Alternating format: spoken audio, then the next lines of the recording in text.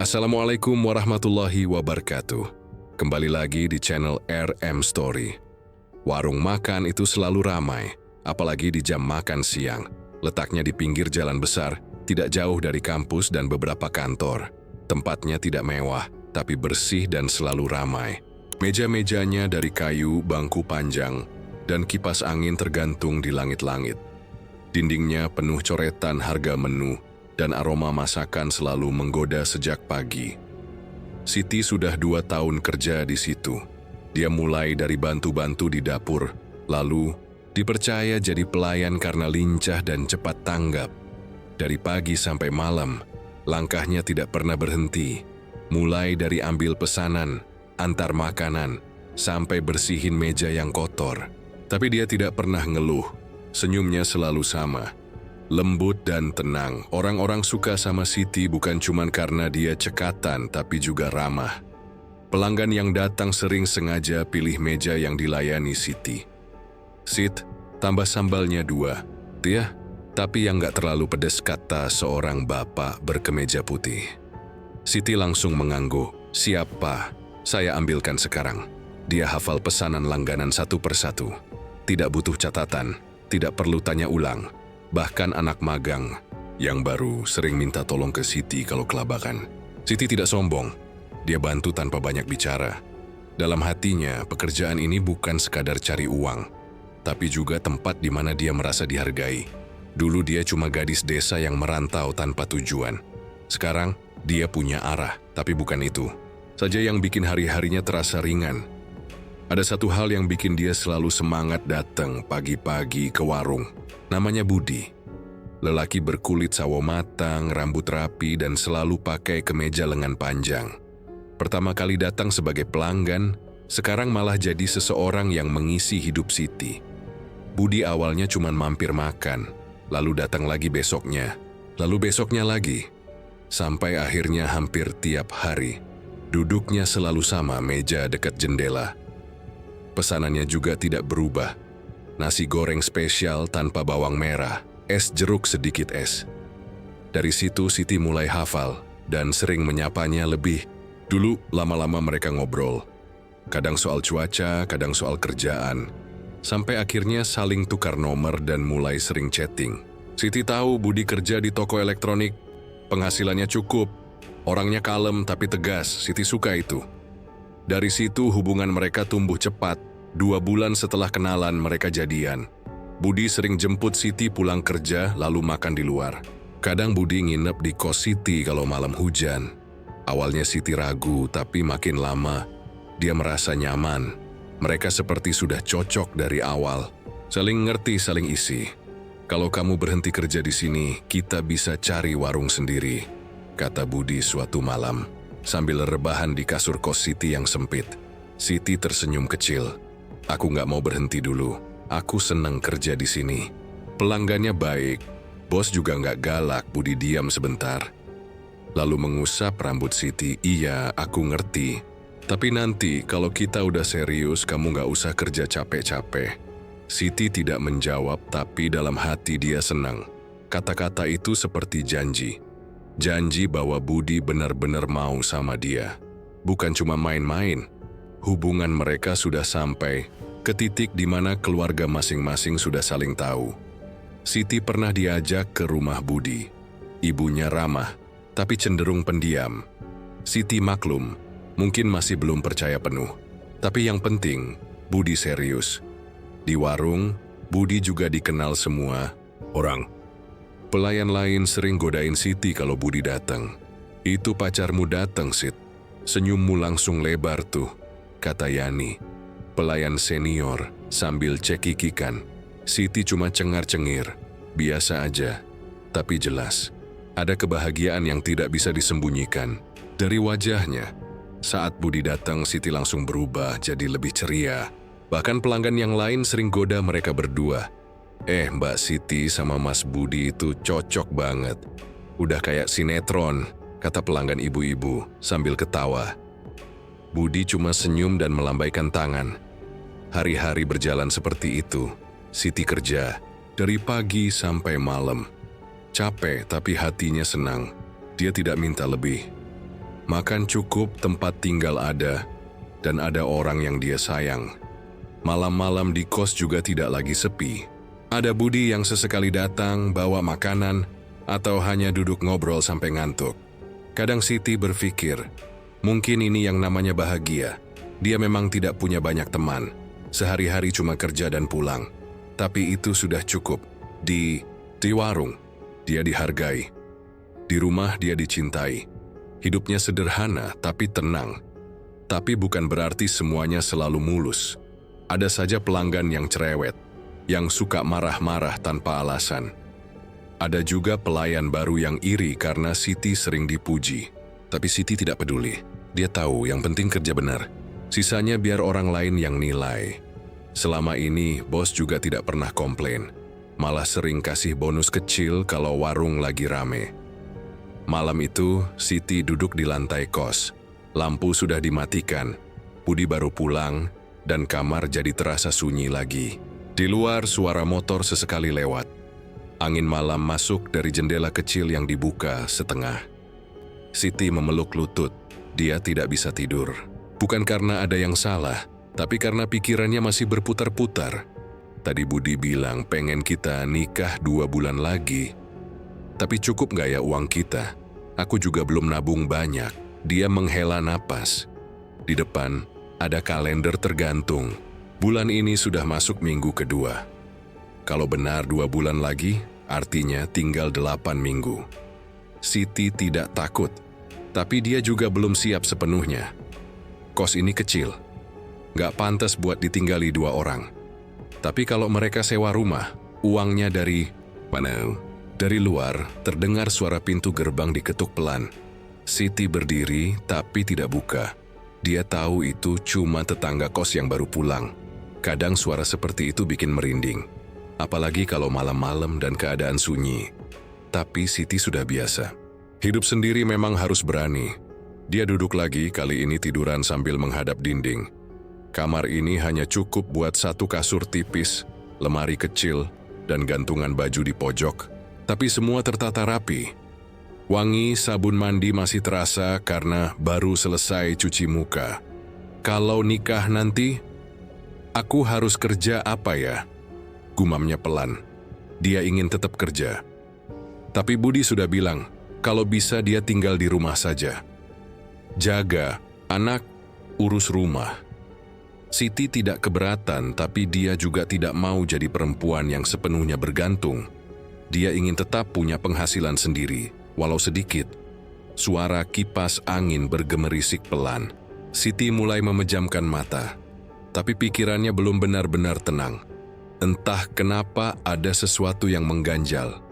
Bukan firasat, bukan mimpi buruk, tapi seperti ruang kosong yang belum terisi. Kenapa ya?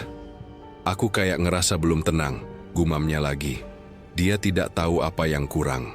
Malam itu Siti tidur dengan rasa kosong. Selimut menutup tubuhnya, tapi hawa dingin tetap menempel di kulit. Kipas angin masih rusak. Suaranya berhenti sejak tadi, meninggalkan ruangan dalam keheningan. Matanya sudah terpejam, tapi pikirannya belum bisa berhenti. Ada yang mengganjal, tapi dia sendiri tidak tahu apa. Rasanya seperti sedang menunggu sesuatu. Tapi apa? Dia juga tidak paham. Pagi datang seperti biasa. Suara ayam dari belakang kos disusul motor-motor yang lewat di jalan depan. Siti bangun dengan kepala berat, tapi dia tetap berdiri. Tubuhnya sudah terbiasa bergerak meskipun hati belum benar-benar tenang. Setelah cuci muka dan ganti baju, dia berangkat ke warung. Jalannya pelan sambil sesekali menoleh ke langit. Hari itu sedikit mendung. Warung sudah mulai buka saat dia datang. Beberapa karyawan lain sudah sibuk menyapu, merapikan meja, dan menyiapkan dapur. Siti langsung masuk dan ganti celemek. Tapi suasana terasa sedikit berbeda. Ada suara-suara berbisik dari arah dapur. Katanya keponakan bos bakal datang hari ini. Mau bantu-bantu di sini, bisik Yani sambil menyendok nasi. Siti menoleh. Keponakan yang mana? Yani mengangkat bahu. Nggak tahu, tapi katanya anak kota, baru lulus kuliah. Siti tidak terlalu peduli. Warung itu sering kedatangan kerabat, bos yang datang numpang kerja sementara. Biasanya tidak lama. Beberapa hari lalu pergi lagi. Tapi siang itu, seseorang datang dengan mobil putih. Suara klakson pelan terdengar, dan semua pelayan otomatis menoleh ke arah depan. Seorang perempuan turun dari mobil. Kulitnya putih, rambut panjang, dan pakai baju rapi. Langsung kelihatan kalau dia bukan orang sini. Langkahnya pelan tapi pasti. Sepatunya bersih, tidak ada debu. Saat masuk ke warung, semua mata tertuju padanya. "Pagi, saya Rika," katanya dengan suara datar. Keponakannya Pak Harto. Pak Harto, pemilik warung, muncul dari dalam dan langsung menyambut dengan senyum lebar. "Nah, ini dia, anak adik saya. Mulai hari ini bantu-bantu di sini, dia yang bakal jadi manajer baru." Beberapa orang langsung kaget, termasuk Siti, langsung jadi manajer. Bisik salah satu karyawan ke temannya. Rika cuma tersenyum kecil, tapi senyumnya tidak hangat. Matanya tajam, menilai satu persatu orang yang ada di warung. Saat pandangannya sampai ke Siti, dia berhenti sejenak. Tidak lama, tapi cukup untuk bikin Siti merasa diperhatikan. Siti mengangguk pelan, mencoba ramah. Tapi Rika tidak membalas. Dia langsung jalan ke dapur, melihat-lihat. Siangnya, Rika ikut berdiri di dekat kasir. Dia tidak banyak bicara, tapi matanya awas. Setiap gerakan pelayan, dia perhatikan. Termasuk Siti. Saat Siti melayani pelanggan, Rika berdiri tidak jauh, menyilangkan tangan.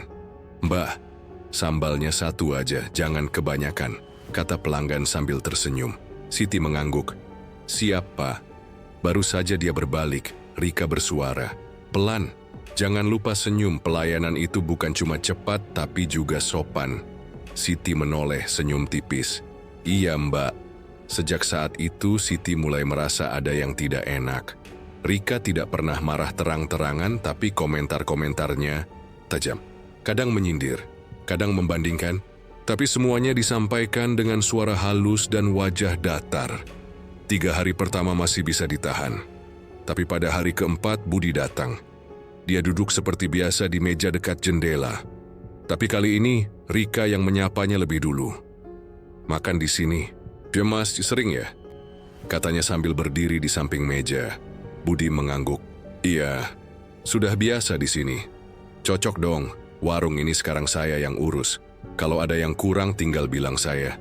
Siti yang sedang ambil pesanan di meja sebelah hanya bisa mendengar percakapan itu dari jarak dekat. Suara Rika pelan tapi jelas. Cara dia bicara seperti sengaja ingin menunjukkan sesuatu. Setelah ambil minuman, Siti menghampiri meja Budi. Kamu udah datang," katanya sambil tersenyum. Budi mengangguk, sedikit kikuk. "Iya, tadi diajak ngobrol sama manajermu." Siti menatapnya sebentar. "Kamu kelihatan aneh," Budi tertawa kecil. "Enggak, biasa aja," tapi Siti tahu ekspresi itu. Budi tidak pernah bisa menyembunyikan sesuatu.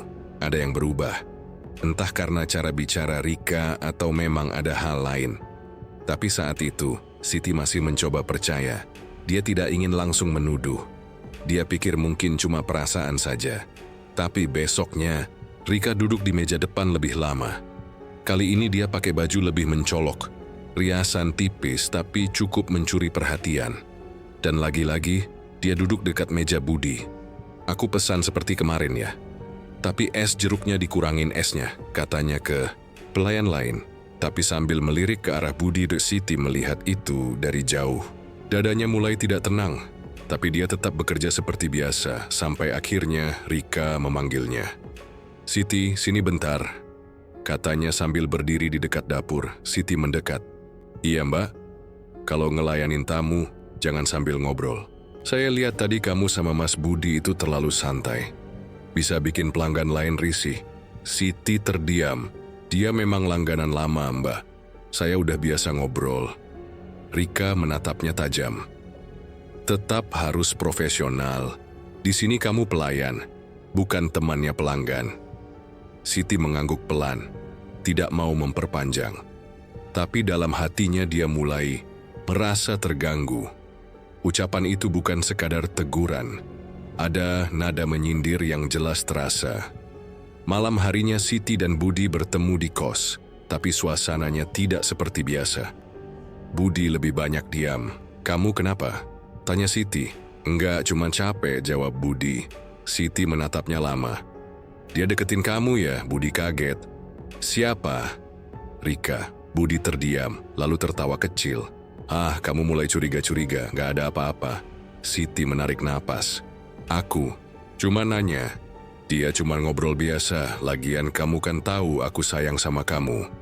Siti ingin percaya, tapi tatapan mata Budi malam itu tidak setenang biasanya. Ada yang ditutupi.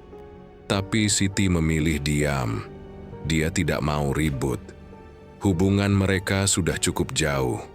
Kalau sekarang mulai saling curiga, semuanya bisa rusak. Hari-hari berikutnya berjalan seperti biasa. Tapi perhatian Rika ke arah Budi makin jelas. Dia sering berdiri dekat meja Budi, bahkan ikut tertawa kalau Budi cerita. Dan Budi tidak menolak, malah kadang membalas senyuman itu. Siti melihat semua itu dengan mata sendiri. Tapi dia tetap diam. Dia masih percaya mungkin Budi hanya sopan. Tapi jauh di dalam hatinya, mulai muncul rasa yang tidak bisa dia jelaskan. Seperti luka kecil yang belum berdarah, tapi sudah mulai perih. Suatu malam, saat warung sudah tutup, Siti pulang lebih lambat. Dia masuk ke kamar kos dalam keadaan lelah. Lampu kamar dia nyalakan setengah.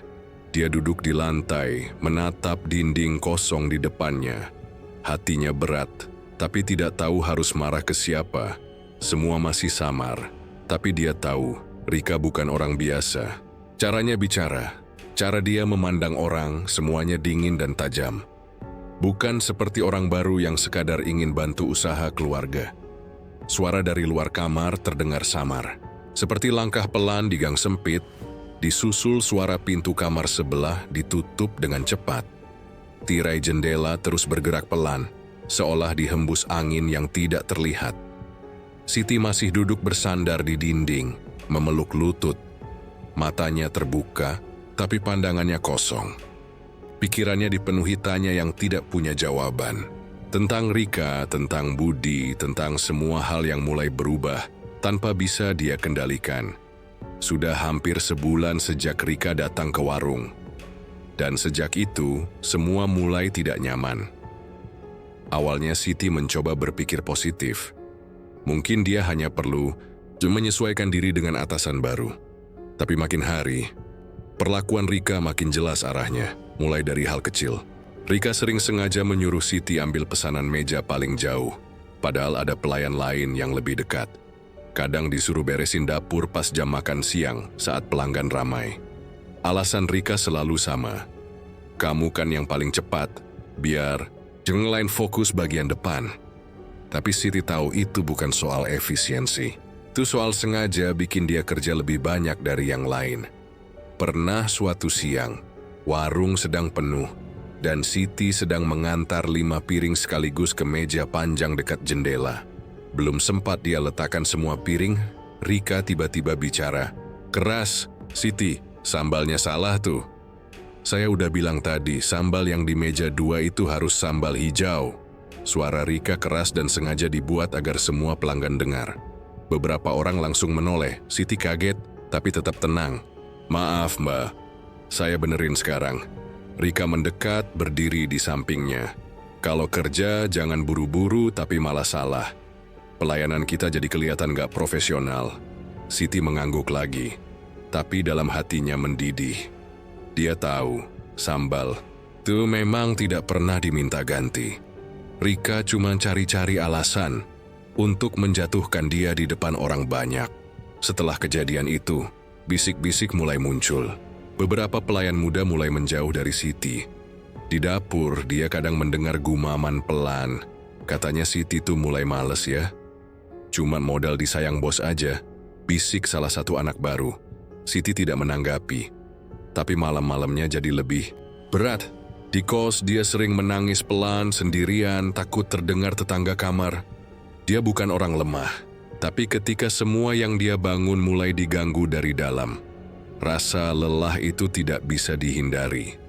Yang paling dia tidak mengerti adalah Budi. lelaki itu mulai berubah. Tidak sehangat dulu, sering jawab pesan pendek-pendek, kadang telat balas. Kalau datang ke warung, dia lebih sering ngobrol dengan Rika. Ketawa, ngobrol, bahkan kadang duduk berdua di luar sambil merokok.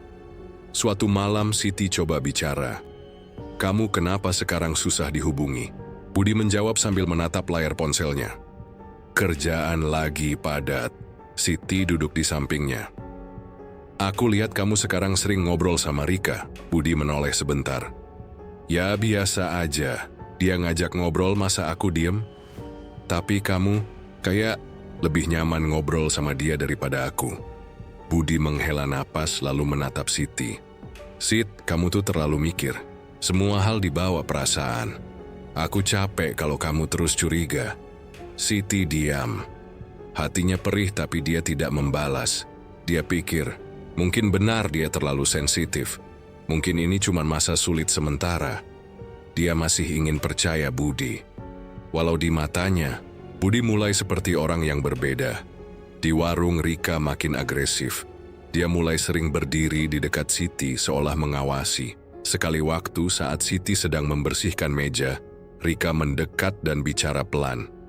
"Kamu kalau capek kerja bilang, ya, gak usah pura-pura rajin." Siti menoleh pelan. "Saya nggak pura-pura, Mbak. Saya kerja biasa aja." Rika tersenyum kecil, tapi senyumnya bukan senyum ramah. "Saya udah lama kerja di kota. Saya tahu mana orang kerja karena niat, mana yang cuma jaga muka. Kamu pikir saya nggak tahu kamu dekat sama pelanggan, termasuk Budi?" Siti menatap mata Rika. Dingin. Kosong. Tapi penuh maksud. "Saya nggak ada maksud apa-apa. Saya cuma kerja," jawab Siti pelan. Rika mendekat sedikit. "Jangan kebanyakan merasa. Dunia ini nggak sesempit meja warung. Kamu pikir semua orang suka kamu? Salah besar." Siti tidak menjawab. Dia tahu bicara lebih jauh hanya akan memperburuk keadaan. Tapi setelah itu perlakuan Rika makin menjadi. Dia sering memotong ucapan Siti saat menjawab pertanyaan pelanggan. Sering juga memberikan laporan palsu ke bos soal keterlambatan atau kesalahan stok yang tidak pernah Siti lakukan. Hingga suatu siang, saat warung sepi dan hanya ada 2 meja terisi, Rika datang ke dapur sambil membawa kertas catatan. "Kamu yang jaga stok saus tomat minggu lalu." "Iya Mbak, kenapa?" "Ini ada selisih 2 botol. Kamu lupa catat atau kamu bawa pulang?" Siti kaget. "Enggak Mbak, saya catat semua. Enggak pernah saya ambil barang dari dapur." Rika mendekat, suaranya masih datar. "Ya sudah, nanti saya catat di laporan. Bos yang nilai." Setelah Rika pergi, tangan Siti gemetar. Dia tahu betul stok itu tidak pernah salah. Tapi dia juga sadar percuma membantah. Tidak akan ada yang percaya kalau semua laporan datang dari manajer langsung. Malamnya di kos, Siti duduk lama di depan cermin kecil. Rambutnya kusut, wajahnya pucat. Dia tidak menangis, tapi matanya kosong. Dalam hening itu, dia bicara pada bayangannya sendiri. "Kenapa kamu nggak cukup baik? Apa salahmu sampai diperlakukan kayak gini?" Tidak ada jawaban. Hanya suara tikus yang berlari di plafon dan bunyi tetesan air dari keran kamar mandi yang bocor. Suatu malam, Budi datang. Tapi tidak lama. Hanya sebentar, lalu buru-buru pamit. Katanya besok harus keluar kota urusan kerja. Siti mencoba percaya. Tapi saat dia memeluk Budi sebelum pergi, tubuh lelaki itu terasa jauh. Bukan soal jarak, tapi soal perasaan. Setelah pintu tertutup, Siti berdiri lama di depan, menatap tangga yang kosong dan suara motor yang menjauh di kejauhan. Dia masuk lagi ke kamar, duduk di kasur, dan mendengar bunyi kipas yang masih rusak. Kamar tetap hening, tapi malam itu heningnya tidak sama, lebih dingin, lebih dalam. Dalam tidurnya yang tidak lelap, Siti bermimpi aneh. Dia berada di warung, tapi semua orang diam. Pelanggan, pelayan, bahkan Rika. Mereka hanya berdiri memandangnya. Tapi mata mereka tidak punya warna. Hanya putih seperti mayat. Rika berdiri paling depan, tersenyum lebar. Tapi wajahnya penuh darah. Dari mulutnya keluar suara aneh seperti suara air mendidih. Siti terbangun dengan napas terengah. Tubuhnya basah keringat padahal malam tidak panas. Dia duduk menatap sekeliling. Tidak ada siapa-siapa, tapi dia merasa seperti baru kembali dari tempat yang jauh. Dia berdiri, mengambil segelas air, lalu duduk lagi di lantai. Air itu tidak terlalu dingin, tapi cukup untuk meredakan sedikit rasa panas di tenggorokan. Keringat masih menempel di pelipisnya. Mimpi tadi belum benar-benar hilang dari pikiran. Wajah Rika, senyumannya, dan darah di bibirnya terasa nyata. Siti menatap dinding kosong di depannya. Diam. Tidak ada suara lain di kamar itu. Tapi jantungnya masih berdetak cepat. Pagi datang dengan cahaya samar. Matahari belum sepenuhnya muncul. Suara dari luar mulai ramai. Orang-orangan berangkat kerja, bunyi sepeda motor, dan suara ibu kos membuka pintu depan. Siti bersiap seperti biasa. Mandi sebentar, lalu ganti baju kerja. Tapi kali ini langkahnya terasa berat. Di dalam hati ada firasat yang membuat napasnya sedikit sesak. Tapi dia tetap berangkat. Masih dengan harapan bahwa semua akan baik-baik saja. Warung belum terlalu ramai saat dia sampai. Beberapa pelayan sudah ada di dapur, menyiapkan bahan. Siti langsung pakai celemek dan mulai bersih-bersih meja. Tapi belum sampai 10 menit, Rika muncul dari arah belakang. Wajahnya tegang, langkahnya cepat, dan tangannya menggenggam secarik. "Kertas, Siti, sini sebentar," teriak Rika dari dekat kasir. Semua orang langsung menoleh. Suasana yang tadinya tenang, tiba-tiba berubah jadi canggung. Siti mendekat pelan. "Iya, Mbak." Suaranya rendah. Rika menatap tajam. "Ini apa maksudnya?" "Kasir semalam selisih uang 200.000. Kamu yang jaga, kan?" Siti langsung geleng kepala. "Saya hitung semua sebelum pulang, Mbak. Nggak ada yang kurang." Rika mengangkat suara. "Kamu pikir saya bego? Saya udah cek kamera. Kamu yang tutup laci terakhir kali." Beberapa pelanggan yang baru datang langsung menoleh. Suara Rika makin keras. "Saya nggak ambil apa-apa," Siti mencoba jelaskan. Tapi Rika tidak peduli. Dia mengangkat kertas itu tinggi-tinggi. "Selisih 200.000. Dan kamu satu-satunya yang megang uang semalam. Kalau bukan kamu yang ngambil, siapa lagi?" Siti mulai panik. Tangannya gemetar. Dia lihat sekeliling berharap ada yang bicara, tapi semua diam. Wajah-wajah yang biasa tersenyum padanya.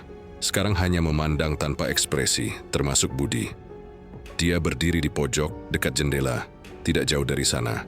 Tapi tidak bergerak, matanya tertuju ke lantai, dan wajahnya pucat. Siti melangkah pelan ke arahnya. "Budi, kamu tahu aku nggak mungkin ngambil uang itu." Budi tidak menjawab, hanya menelan ludah, lalu menoleh sebentar. Tapi matanya tidak menatap Siti. Dia seperti tidak kenal, seperti tidak tahu harus berkata apa. Siti mengulang, "Budi, kamu percaya aku kan?" Tapi lelaki itu tetap diam. "Jawab!" Suara Siti gemetar. Budi akhirnya bicara. "Aku nggak tahu, Sit. Aku nggak lihat langsung." Siti mundur satu langkah. Rasanya seperti dipukul keras di dada. Kata-kata itu lebih menyakitkan dari teriakan Rika. Rika kembali bicara, kali ini suaranya seperti menghukum. "Mulai hari ini kamu nggak usah kerja lagi di sini.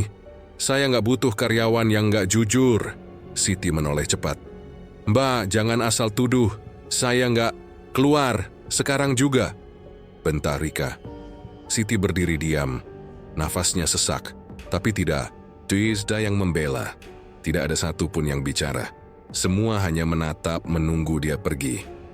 Yani, yang dulu paling dekat dengannya, cuma menunduk. Anak-anak baru bahkan pura-pura sibuk membersihkan meja. Siti membuka celemeknya pelan, ditarik dari leher, dilipat, lalu ditaruh di atas meja kasir. Tidak ada yang dia bawa, tidak ada yang dia ambil. Hanya tubuh dan luka di dada. Dia berjalan pelan keluar dari warung, tanpa menoleh. Tapi air matanya sudah jatuh bahkan sebelum dia sampai ke pintu. Langkahnya di jalan terasa panjang. Matahari sudah naik tinggi, tapi tidak terasa hangat. Tubuhnya ringan seperti kosong. Dia tidak tahu harus pulang atau kemana. Tapi kakinya tetap berjalan. Sesekali, suara motor lewat dan klakson terdengar. Tapi semua seperti tidak nyata. Setelah cukup jauh dari warung, dia berhenti di bawah pohon. Menunduk, tangisnya pecah. Tapi bukan karena kehilangan pekerjaan. Bukan karena dimaki di depan umum. Tapi karena Budi. Lelaki yang dia percaya. Yang dia tunggu tiap malam. Yang dia anggap tempat pulang. Lelaki itu diam. Diam di saat dia paling butuh suara. Dia pulang ke kos dengan langkah goyah. Pintu kamar dibuka perlahan. Masih seperti semalam, tidak ada yang berubah. Tapi rasa di dalamnya sudah tidak sama. Dia duduk di lantai, punggung bersandar ke dinding. Rambutnya acak-acakan, matanya merah. Tapi dia tidak peduli. Beberapa jam dia hanya duduk diam. Tidak makan. Tidak tidur. Hanya sesekali menghela napas panjang. Di luar suara hujan mulai turun. Deras. Air menetes dari jendela masuk lewat celah. Tapi Siti tidak bergerak. Saat malam tiba, perutnya mulai perih. Tapi tidak ada makanan. Uang di dompet tinggal sedikit. Dan hari ini dia resmi tidak punya pekerjaan. Suara di luar makin keras. Angin membawa daun-daun kering masuk ke gang kos. Tirai jendela bergerak sendiri, seperti disentuh tangan yang tidak terlihat. Siti berdiri pelan, tubuhnya kaku. Di luar hujan masih turun deras. Angin membawa aroma tanah basah masuk lewat celah jendela. Tirai tipis di pojok kamar terus bergerak, meski tidak ada yang menyentuh. Dalam kamar sempit itu, waktu seperti berhenti. Tidak ada suara, lain selain detak hujan dan napas berat yang keluar dari mulutnya sendiri. Tangis sudah habis, marah belum keluar. Yang tersisa cuma kekosongan yang menggantung di dada. Hari-hari setelah pemecatan itu berjalan lambat. Siti tidak keluar kos, tidak cari kerja baru. Tidak juga menghubungi siapapun. Dia hanya duduk di kamar, tidur sebentar. Lalu bangun lagi tanpa tahu harus melakukan apa. Uang di dompet makin menipis, makanan seadanya. Kadang hanya mie instan, kadang cuma air putih dan biskuit sisa. Tetangga kos beberapa kali lewat, kadang menyapa, tapi Siti hanya menjawab dengan anggukan. Tidak ada yang tahu apa yang terjadi sebenarnya. Gosip soal dia dipecat karena nyolong mungkin sudah sampai ke telinga banyak orang. Tapi dia tidak peduli. Semua sudah lewat. Yang belum selesai adalah perasaan di dalam dirinya. Seminggu setelah hari itu, saat sore mulai turun, dia akhirnya keluar kamar. Tubuhnya masih lemas, tapi dia butuh udara.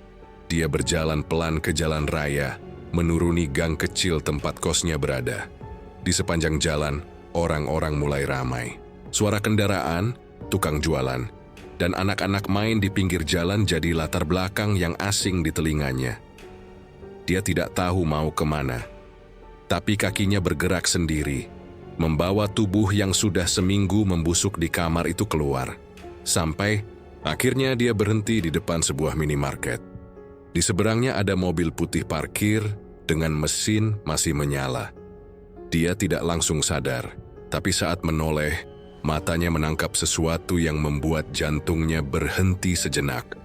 Di dalam mobil itu, di balik kaca yang sedikit berembun, Siti melihat dua orang. Seorang lelaki duduk di kursi sopir, perempuan di sampingnya. Mereka tidak bicara. Mereka berciuman, lelaki itu Budi. Perempuan itu Rika. Siti tidak bisa bergerak, kakinya membatu di trotoar. Matanya tidak salah. Itu wajah yang dia kenal. Lelaki yang pernah dia peluk hampir setiap malam. Perempuan yang sudah merampas segalanya darinya.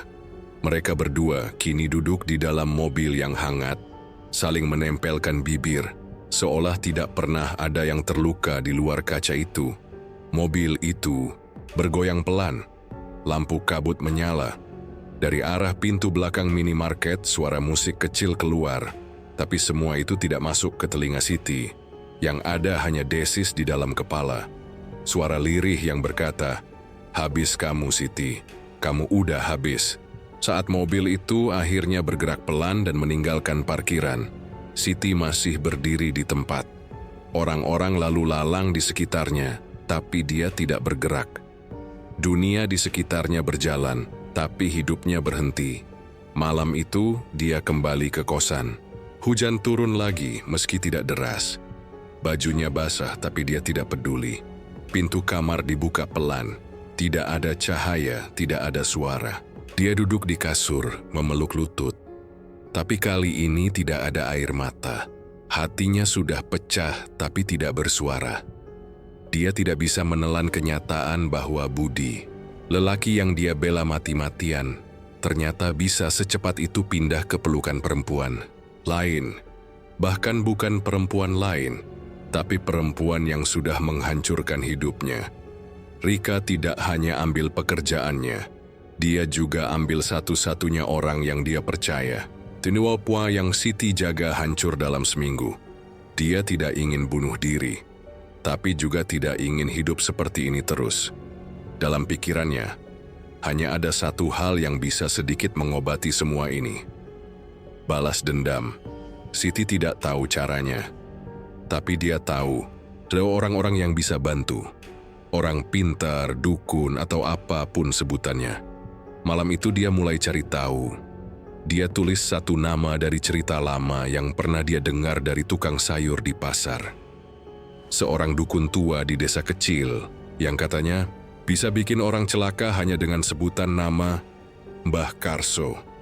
Tinggal di desa sebelah, masuk lewat jalan hutan kecil. Orang bilang dia tidak sembarangan terima tamu, tapi kalau datang dengan niat kuat dan membawa mahar yang cukup, pintunya akan terbuka. Keesokan paginya, Siti mulai bertanya ke orang-orang di pasar. Sebagian pura-pura tidak tahu. Sebagian bilang, hati-hati.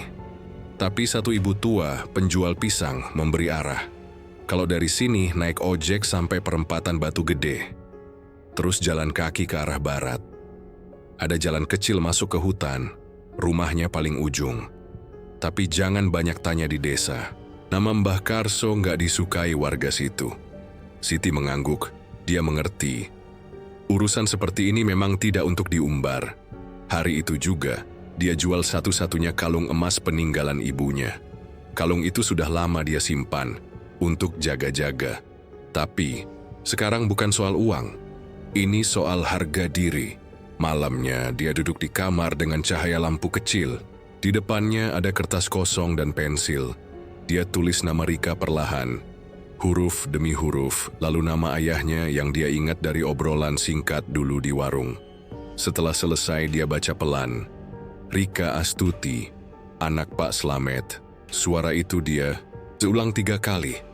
Setiap kali lebih pelan dari sebelumnya.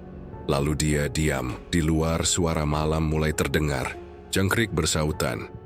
Angin menyentuh seng di atap membuat bunyi gemeretak kecil. Siti duduk diam di lantai memandangi tulisan nama Rika di selembar kertas lusuh. Lampu di kamar redup.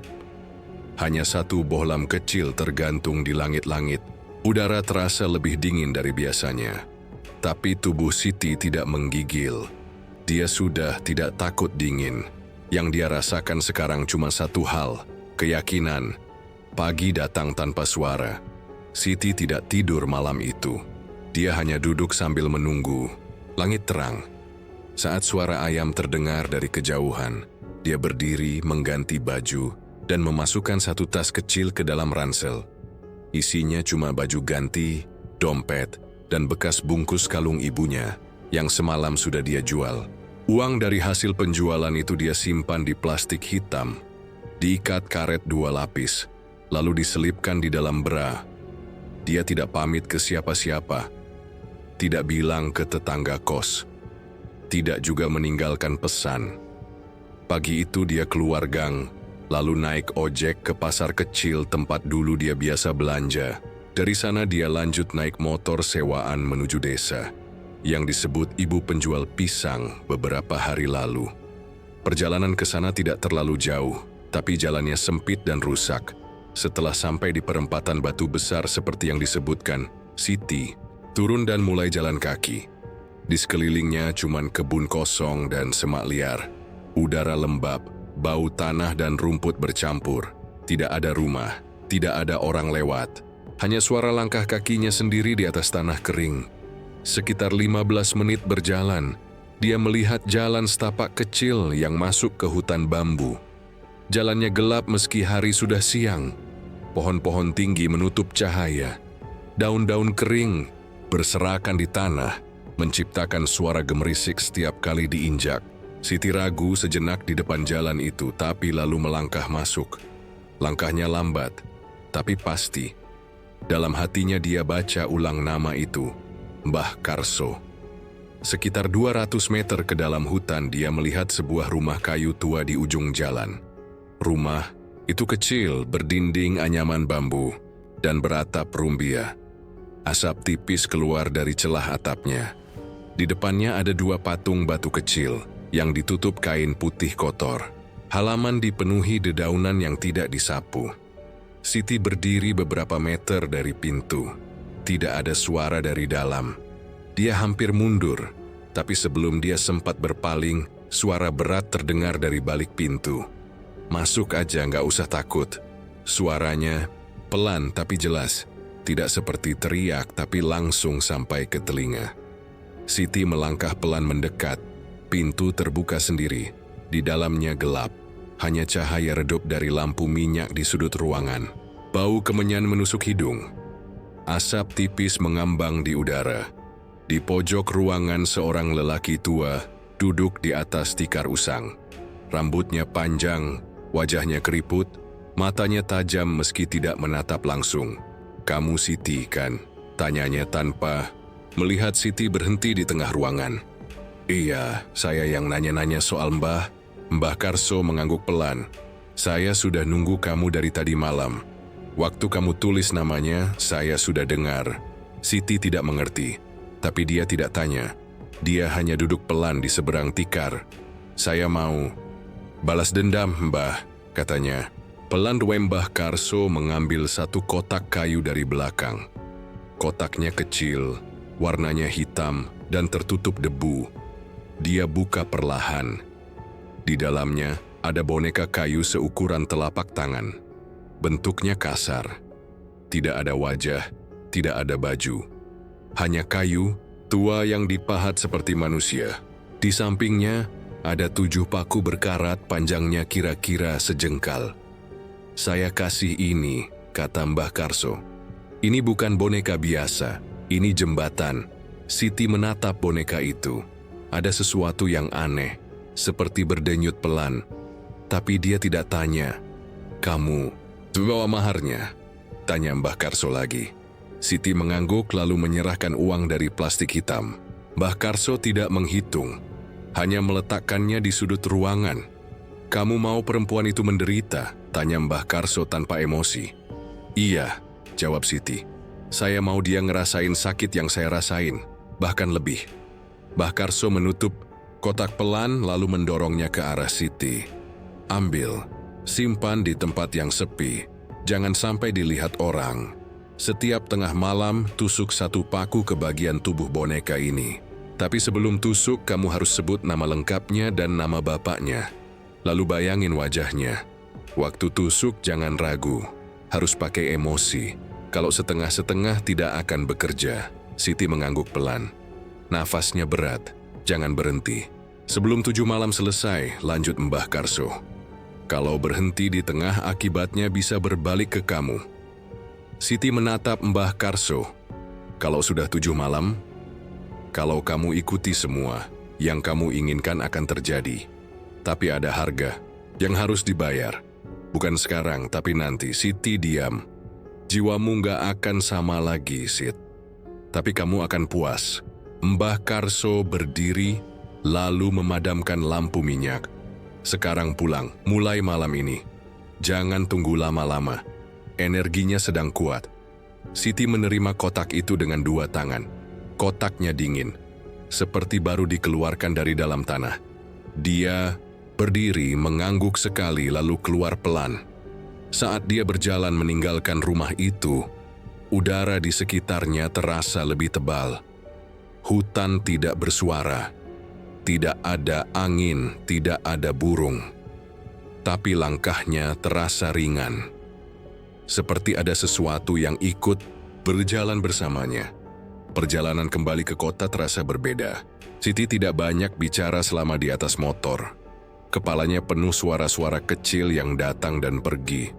Kadang seperti bisikan, kadang cuma bayangan samar di balik pikiran. Rumah-rumah yang dilewati tampak asing, padahal jalan itu biasa dia lewati. Semua terasa lebih sunyi, lebih jauh, lebih gelap dari biasanya. Sampai di kos, langit sudah redup. Lampu-lampu gang mulai menyala. Udara lembab dan dingin. Siti masuk ke kamarnya perlahan. Tidak ada orang yang menyapa. Tetangga kos sedang pergi atau mungkin pura-pura tidak tahu.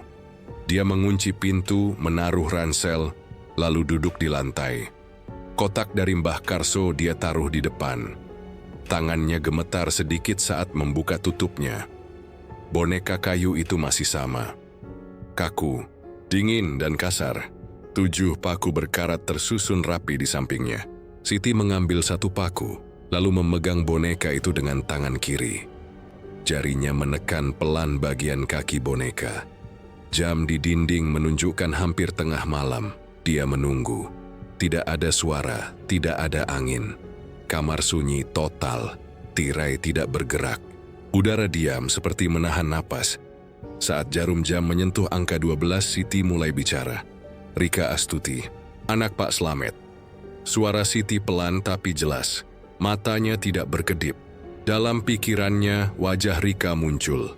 Senyum sinis, mata tajam, dan cara bicaranya yang menusuk. Siti menggigit bibir, menahan emosi. Ini buat semua yang kamu ambil dari... Dia tekan paku ke kaki boneka. Pelan tapi kuat. Ujung paku masuk ke kayu, lalu dia hentakkan dengan batu kecil. Suara tek terdengar pelan, tapi cukup untuk membuat tubuh Siti merinding.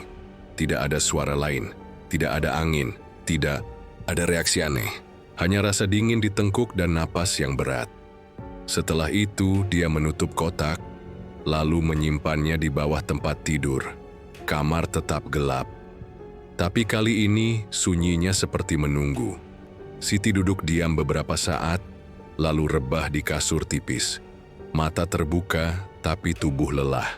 Dia tidak tahu kapan tertidur, tapi malam itu lewat begitu saja. Pagi harinya, suara notifikasi ponsel membangunkannya. Ada pesan dari nomor yang tidak dia simpan. Dia buka pelan. "Sit, kamu udah dengar kabar Rika?" Siti membalas singkat. "Belum." "Kenapa?" Pesan balasan datang cepat. "Dia jatuh di kamar mandi," katanya licin, "tapi kakinya patah, parah, sekarang diopname." Siti diam.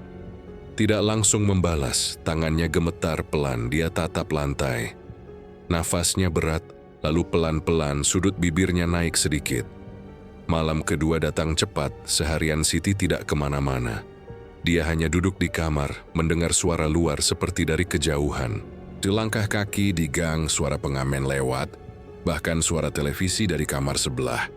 Semua terdengar seperti suara dari dunia lain. Dia merasa tidak tinggal di tempat yang sama lagi. Kos itu bukan lagi tempat beristirahat, tapi ruang tunggu antara niat dan pembalasan.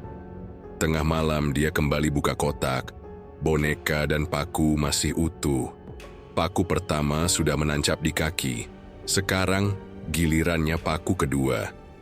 Siti ambil satu paku lagi. Tangannya tidak gemetar seperti malam pertama. Dia ulangi. Ritual yang sama. Sebut nama lengkap lalu nama bapaknya.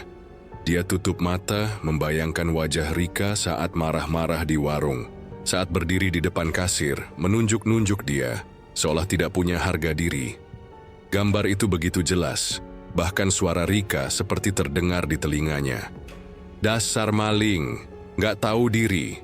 Siti mencabut napas panjang, lalu menancapkan paku kedua ke kaki satunya.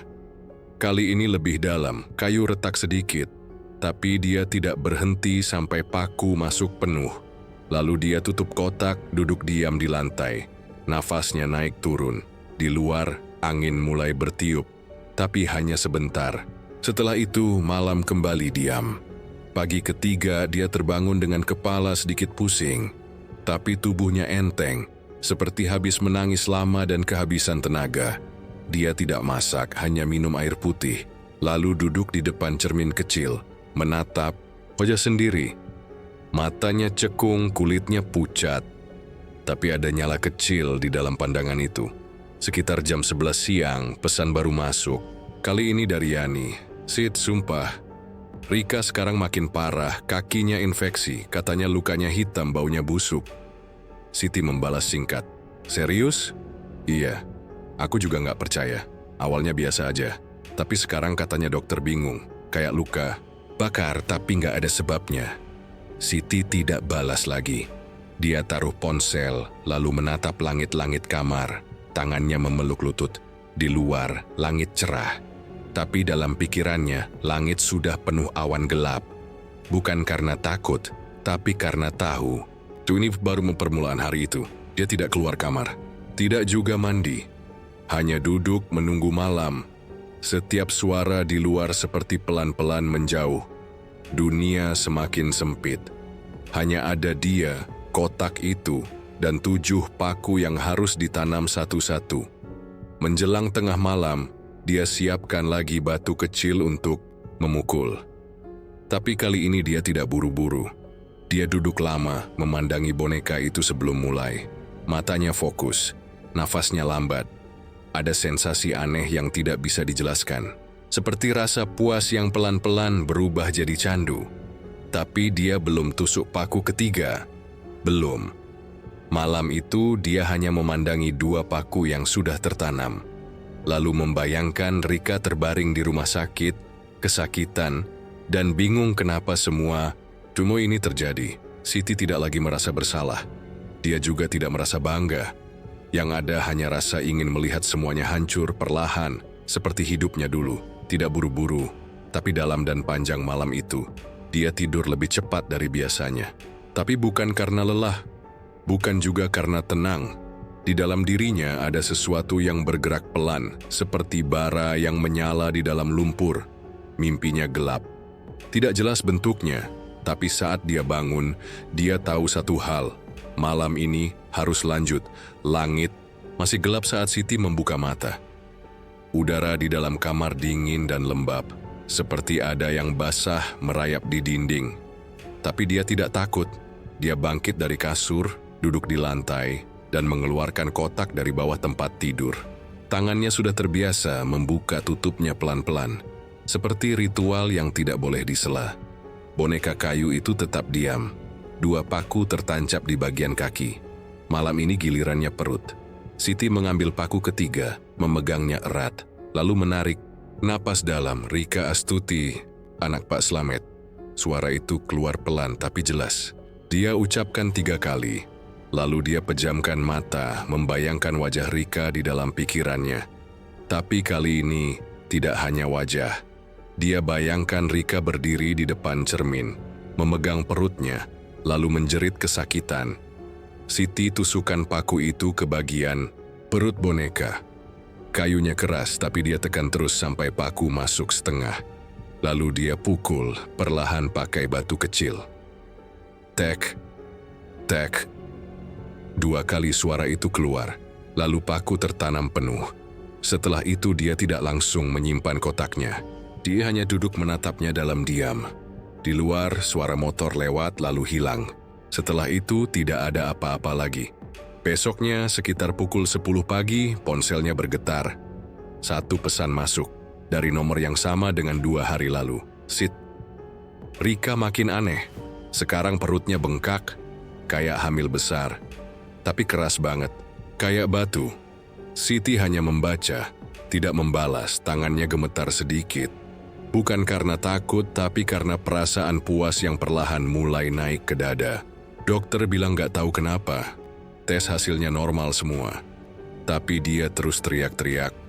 Katanya perutnya panas banget. Siti taruh ponselnya, lalu berdiri. Dia buka jendela, membiarkan angin masuk ke kamar. Udara siang itu panas, tapi di kulitnya terasa dingin. Dia menatap keluar sebentar melihat orang-orang lalu lalang seperti biasa. Tapi dunia di luar jendela itu sudah tidak terasa miliknya lagi. Hari berjalan pelan, tapi dalam kepala Siti semuanya terasa cepat. Waktu seolah tidak lagi pakai jam. Yang dia tahu hanya malam keberapa dan bagian tubuh mana yang harus ditusuk selanjutnya. Malam keempat datang. Siti kembali duduk di lantai, membuka kotak perlahan. Boneka itu sudah mulai berubah. Warnanya lebih gelap, kayunya tidak lagi kering. Ada lembab aneh di permukaannya. Tapi dia tidak peduli. Dia ambil paku keempat, lalu pegang erat boneka itu. Matnya menatap tajam ke bagian perut. Tapi kali ini dia tancapkan paku sedikit lebih ke atas. Masih di area perut, tapi mendekati ulu hati. Rika Astuti, anak Pak Slamet. Dia ulangi pelan. Lalu dia tusukkan paku seperti sebelumnya. Kali ini lebih dalam. Kayunya pecah sedikit, tapi paku tetap masuk. Siti menahan napas saat memukul sekali lagi. Bunyi logam dan kayu bertemu di ruang sunyi. Setelah selesai, dia menutup kotak lalu menyimpannya kembali ke bawah tempat tidur. Tengah malam itu, dia tidak langsung tidur. Dia duduk di kasur menghadap ke pintu kamar yang tertutup. Di luar, angin mulai kencang. Suara benda jatuh terdengar dari atap. Tirai di jendela bergerak sendiri, meski tidak ada celah terbuka. Siti hanya menatap kosong. Dalam hatinya, ada sesuatu yang tumbuh. Perasaan yang tidak bisa dijelaskan. Campuran antara puas dan lapar. Pagi kelima, dia bangun dengan kepala sedikit, berat. Tapi tubuhnya terasa ringan seperti habis mandi, padahal dia belum sempat menyentuh air. Sekitar jam 9, ponselnya berbunyi. Kali ini bukan pesan tapi telepon. Dari Yani Dok, Siti ragu menjawab, tapi akhirnya ditekan juga. Halo, suaranya pelan. Sit, kamu dengar kabar baru belum? Belum, jawab Siti singkat. Rika sekarang makin gawat. Dia nggak bisa berhenti jerit-jerit. Perutnya beneran kayak batu. Kayak keras banget. Tapi dokter bilang gak ada apa-apa di hasil scan-nya. Siti diam. Kemarin dia muntah darah, Sit. Aku sumpah gak bohong. Aku lihat sendiri. Tapi pas dicek, lambungnya gak luka. Gak ngerti lagi. Dokter juga bingung. Dia sadar. Sadar. Tapi kayak orang kesurupan. Matanya merah, nadanya gak jelas. Tapi terus pegang perut sambil nangis-nangis. Siti tidak menjawab. Setelah beberapa detik, dia hanya bilang pelan, "Terima kasih kabarnya," lalu mematikan telepon. Dia duduk di lantai, menatap cermin kecil di sudut kamar. Bayangan dirinya sendiri terlihat pucat. Tapi di mata itu, tidak ada rasa takut. Tidak ada juga rasa puas penuh. Yang ada hanya tatapan kosong seperti orang yang belum selesai membalas. Hari itu dia tidak makan, tidak juga bicara dengan siapapun. Hanya duduk mandi sebentar, lalu kembali ke kamar menunggu malam. Saat waktu menunjuk tengah malam, Siti kembali membuka kotaknya. Paku kelima diambil. Kali ini sasarannya dada. Dia menatap boneka itu lama. Tangannya lebih berat dari biasanya, tapi matanya tetap fokus. Rika Astuti, anak Pak Slamet. Dia sebut lagi dan lagi, lalu paku kelima ditancapkan di bagian dada boneka. Ujung logam masuk perlahan, lalu dihantam pakai batu kecil. Kayunya berderak, sedikit serpihan jatuh ke lantai. Tapi paku masuk penuh. Siti menatapnya sebentar, lalu menutup kotak, menyimpannya kembali ke tempat semula. Dia duduk di kasur, lalu tiduran dengan mata terbuka. Tidak lama kemudian ponselnya kembali bergetar. Satu pesan masuk, kali ini dari nomor baru. Siti, ini Budi. Siti tidak langsung buka, tapi saat akhirnya dia buka pesannya, hanya ada satu kalimat. Rika mulai susah napas. Dadanya sakit, tapi nggak ada luka. Dia tidak membalas. Beberapa menit kemudian pesan kedua masuk. Aku takut, Sid, ini semua aneh. Dokter nggak ngerti apa yang terjadi. Masih tidak dibalas. Lalu yang ketiga, aku minta maaf. Siti meletakkan ponsel di lantai. Tidak dibaca lagi, tidak juga dihapus. Dia hanya menatap langit-langit kamar yang mulai gelap karena bohlam mulai redup. Tirai di jendela kembali bergerak. Angin masuk pelan, membawa bau lembab dari luar. Di dalam kamar, Siti duduk di kasur, punggung bersandar ke dinding. Mata terbuka menatap langit-langit yang mulai menguning dimakan usia. Lampu redup berkerlap-kerlip seperti ingin mati, tapi tidak. Jadi semua terasa sunyi, terlalu sunyi. Paku kelima sudah tertancap semalam. Masih ada 2 yang tersisa. Tapi malam ini dia tahu, semuanya akan semakin berat. Bukan di tangan, tapi di dada. Dia membuka kotak pelan. Bau kayu tua dan karat langsung menguar dari dalamnya. Boneka itu kini tampak lebih gelap, hampir kehitaman. Kayunya seperti bernapas pelan. 2 kaki, 2 sisi perut, dan 1 dada sudah tertusuk paku. Hanya leher dan kepala yang tersisa. Siti mengambil paku ke-6. Jari-jarinya dingin, tapi dia tetap tenang. Dia letakkan boneka itu di pangkuan, lalu memegang bagian lehernya dengan ujung ibu jari. Tarikan napasnya dalam. Suara jam di dinding terdengar pelan. Detik berjalan lambat. Rika Astuti, anak Pak Slamet, ucapnya sekali, 2 kali, 3 kali. Setiap kali mengucap, bayangan wajah Rika muncul lebih jelas di kepalanya.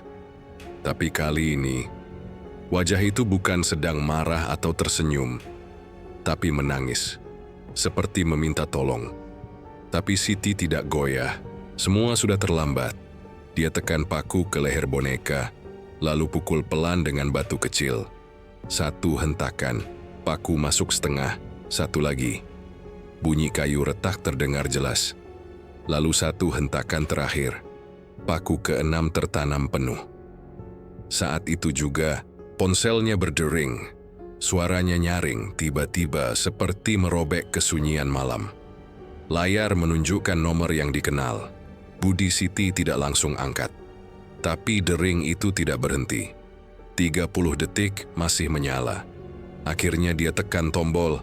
Hijau, halo, suaranya datar, suara di seberang terdengar panik. Budi, Sit, ini aku, tolong. Siti diam, menunggu. Rika, dia aneh, Sit. Dia nggak bisa ngomong. Tiba-tiba aja. Baru tadi malam mulai susah bicara, sekarang malah bisu. Nggak ada suara sama sekali. Mulutnya keluar busa. Busuk, Sit, bau.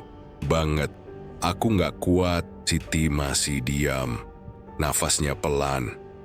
Suara di ujung sana terus mengalir seperti air bocor. Dia liatin aku terus. Matanya kosong, tapi kayak mau ngomong. Tapi nggak bisa. Tadi dia kejang, tapi nggak keras. Kayak ada yang cekik dia dari dalam. Budi terisak. Aku takut, Sid. Aku nyesel. Aku minta maaf. Aku salah. Masih diam. Hanya bunyi napas Budi yang tersengal. Aku pengen balikan, Sid. Sudahku salah ninggalin kamu. Aku bodoh. Siti akhirnya buka mulut. Suaranya pelan, tapi tegas. Telat, anjing. Lalu dia matikan telepon. Setelah itu, tidak ada suara lain. Tidak ada getar. Tidak ada notifikasi. Hanya detak jantungnya. Sendiri yang berdengung di telinga. Tangannya masih menggenggam batu kecil yang dia pakai buat menancapkan paku. Malam itu dia tidak langsung tidur. Dia duduk di lantai sampai tubuhnya pegal. Lalu berpindah ke kasur. Tapi matanya tidak lelah. Malah semakin tajam. Kepalanya dipenuhi wajah-wajah yang dulu mengejek, menghakimi, dan meninggalkannya sendiri. Tapi semua sudah dapat gilirannya. Tinggal 1 lagi, hari berganti. Matahari muncul pelan dari balik tirai. Tapi kamar itu tidak terasa hangat. Udara masih sama, lembab dan diam. Siti bangun, cuci muka, lalu duduk di kursi plastik kecil yang ada di pojokan. Dia tidak lapar, tidak juga haus. Hanya menunggu. Hampir tidak ada kabar hari itu. Budi tidak telepon lagi. Tidak juga kirim pesan, mungkin sibuk, mungkin takut. Mungkin tidak berani hadapi apa yang sudah terjadi. Siti tidak peduli. Malam ke-7 datang. Langit mendung. Angin pelan menyapu genteng, menimbulkan suara gesekan lembut. Di luar, suara anak-anak kecil masih terdengar samar. Tapi di dalam kamar, dunia sudah berbeda. Siti ambil kotak untuk terakhir kali. Dibukanya pelan. Boneka kayu itu sudah terlihat usang. 6 paku berkarat menancap dalam. Leher, dada, perut, dan kaki. Semua sudah ditembus. Tinggal kepala. Dia mengambil paku terakhir. Ujungnya tajam, lebih panjang dari yang lain.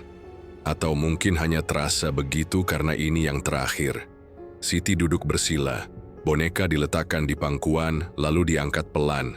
Dia tatap kepala boneka. "Tuh lama." Nafasnya ditahan. "Rika Astuti." "Anak Pak Slamet." Dia ulangi 3 kali. Suaranya nyaris berbisik. Lalu, perlahan, dia tancapkan paku ke bagian tengah kepala boneka. Tepat di ubun-ubun. Kayu itu keras, tapi dia tekan terus. Batu kecil di tangan kanannya mulai dipukulkan pelan. Tek, tek, tek. Paku terakhir menancap penuh. Saat itu juga terdengar suara kecil. Crack, bukan suara kayu, tapi seperti sesuatu yang retak dari dalam. Siti terdiam. Jantungnya berhenti 1 detik, lalu detak kembali, lebih kencang. Dia tutup kotak pelan, lalu menyimpannya kembali di bawah tempat tidur. Tapi tangan kirinya masih gemetar, bukan karena takut, tapi karena lega, seperti beban yang pelan-pelan dilepas dari pundaknya. Malam itu, Siti duduk diam di kasur. Matanya terbuka, tapi tidak menatap apa-apa. Lampu kamar berkedip 1 kali, lalu kembali tenang. Udara mulai panas. Tapi dia tidak berkeringat, lalu suara kecil muncul dari arah pojok kamar. Tok, seperti ketukan di dinding. Siti duduk diam di ujung kasur. Mata terbuka, nafas pelan. Suara itu muncul dari dinding belakang, tempat lemari kecil bersandar. Tidak ada angin, tidak ada yang lewat, tidak ada alasan suara itu muncul. Tapi dia tidak kaget, tidak juga penasaran. Dia hanya dengar, lalu diam. Malam terasa sangat panjang. Lampu tidak mati, tapi cahayanya berubah kekuningan. Tirai tidak bergerak. Udara di dalam kamar membeku. Siti tidak tidur, hanya duduk, kadang berdiri, kadang duduk lagi. Suara di luar hilang entah sejak kapan. Hanya sesekali ada suara kucing atau motor jauh di ujung gang. Tapi semua terasa seperti gema dari dunia lain. Dia baru rebah menjelang subuh. Mata masih terbuka, tapi tubuh mulai lelah, pikiran kosong. Tidak ada rencana apapun untuk besok. Tidak ada yang perlu dia lakukan. Tidak ada siapapun yang perlu dia temui. Saat langit mulai terang, suara orang-orang kembali terdengar. Suara pintu kamar tetangga dibuka. Suara ibu kos menyiram halaman. Suara sandal gesek di lantai semen, tapi kamar Siti tetap dingin. Badannya masih rebah, matanya kosong menatap langit-langit. Sekitar pukul 7 pagi ponselnya bergetar. Pelan pendek, 1 pesan masuk. Dari nomor yang dia kenal, teman lama dari warung. Bukan Yani. "Sit, kamu udah dengar kabar Rika?" Siti membaca tanpa emosi. Dia tidak balas, tapi ponsel kembali bergetar. Dia, "Mati, Sit, pagi tadi. Katanya pas tidur. Tapi cara matinya aneh." Kening Siti sedikit berkerut. Jari-jarinya mengetik perlahan. Aneh gimana? Balasan masuk cepat. Mukanya rusak. Matanya melotot. Mulutnya nganga. Tapi yang paling parah itu, kepalanya. Pecah, Sit. Bukan luka luar, kayak dari dalam. Siti membaca pelan. Kata demi kata, nafasnya mulai berubah. Kepalanya meledak sendiri. Dokter nggak bisa jelasin. Darah keluar dari kuping, mata, mulut. Nggak ada bekas benturan. Nggak ada tanda pendarahan biasa. Dia taruh ponsel di atas lantai. Lalu duduk pelan di tepi kasur. Tangannya menggenggam lutut, tidak menangis. Tidak juga tersenyum. Tapi hatinya seperti berhenti berdetak sesaat. Dia menang. Pikirannya kosong, tapi ada satu kalimat yang terus berputar di dalam kepala. Kepalanya pecah dari dalam. Itu paku terakhir. Itu tusukan terakhir. Tepat di kepala, ponsel kembali bergetar. Tapi dia tidak ambil. Biarkan saja. Siti berdiri, lalu membuka jendela. Cahaya matahari masuk, tapi tidak menghangatkan kamar. Udara di dalam tetap dingin. Udara luar juga tidak membawa aroma pagi. Tidak ada wangi daun, tidak ada bau jalanan. Hanya sunyi. Dia duduk lagi di kasur. Tubuhnya terasa enteng. Tapi bukan karena bebas. Enteng seperti tubuh yang tidak lagi punya isi. Beberapa jam kemudian suara orang-orang makin ramai. Di luar kabar mulai menyebar. Rika meninggal pagi tadi. Rumah sakit merahasiakan penyebab. Tapi orang-orang mulai bisik-bisik. Katanya bukan kematian biasa. Katanya tubuhnya masih hangat saat ditemukan tapi jiwanya sudah hilang. Yang membuat kabar makin panas adalah kondisi Budi. Lelaki itu ditemukan duduk diam di pojok ruang tunggu rumah sakit. Mulutnya bergerak terus, tapi tidak jelas apa yang diucapkan. Matanya kosong, kepalanya miring. Sesekali tertawa kecil, sesekali menangis, pelan. Dokter menyebutnya syok berat, tapi perawat bilang sejak semalam dia sudah begitu. Seperti kehilangan kesadaran, tapi tubuhnya masih sadar. Beberapa orang bilang Budi kerasukan. Ada juga yang bilang dia dihukum karma. Tapi yang jelas, sejak kabar itu muncul, tidak ada lagi yang menyebut nama Siti. Tidak ada yang menghubungi dia soal hubungan mereka. Semua perhatian tertuju ke rumah sakit. Siti hanya duduk, mendengar kabar, membiarkan semuanya lewat seperti angin. Tidak ada yang perlu dia balas, tidak ada yang perlu dia klarifikasi. Malam kembali datang, dia masih duduk di kamar. Kali ini tanpa kotak. Kotaknya sudah dia kubur siang tadi di belakang kos di dekat got tua yang sudah lama tidak dipakai. Tanahnya keras, tapi dia gali pakai sendok, lalu dia tutup tanpa tanda apapun. Tidak ada upacara, tidak ada ucapan. Hanya satu langkah kecil buat menyingkirkan jejak. Tapi meski kotaknya hilang, rasa di kamar tidak berubah. Udara masih dingin. Tirai masih bergerak pelan meski jendela tertutup rapat. Dan suara-suara mulai muncul. Malam itu, sekitar jam 12, Siti mendengar suara napas berat dari pojok ruangan. Seperti seseorang berdiri di sana, tapi tidak bicara. Hanya berdiri, dia tidak menoleh. Tapi telinganya menangkap suara seperti kaki diseret. Pelan, seperti luka terbuka menyentuh lantai. Setelah itu, suara lain muncul. Suara seperti bisikan, tapi bukan dari luar. Dari dalam kepala, tapi bukan miliknya sendiri. Selesai belum? Suara itu terdengar pelan seperti air merembes dari dinding. Tidak kasar, tidak menyeramkan, tapi dingin. Siti duduk diam, mulutnya tertutup. Tapi napasnya mulai pendek. Dia tahu itu bukan suara Rika. Bukan juga suara Budi. Suara itu milik yang lain. Yang datang bersama boneka itu. Yang diberi jalan oleh 7 paku, yang tinggal di balik semua kemarahan. Siti tahu dendamnya berhasil, tapi dia juga tahu ada yang lain yang ikut menagih. Dia sudah tidak menangis sejak lama. Tapi malam itu, air matanya keluar pelan. Bukan karena sedih, tapi karena dia sadar hidupnya sudah bukan miliknya lagi. Tubuh ini masih di kamar, tapi yang duduk di dalam bukan hanya dia sendiri. Dan malam-malam selanjutnya tidak akan pernah benar-benar sepi. Cerita pun berakhir. Terima kasih buat semuanya yang udah mendengarkan cerita ini sampai akhir. Bagi kalian yang baru bergabung, alangkah baiknya untuk menekan tombol subscribe dan aktifkan lonceng notifikasinya, agar tak ketinggalan cerita horor lainnya dari channel ini. Saya akhiri, wassalamualaikum warahmatullahi wabarakatuh.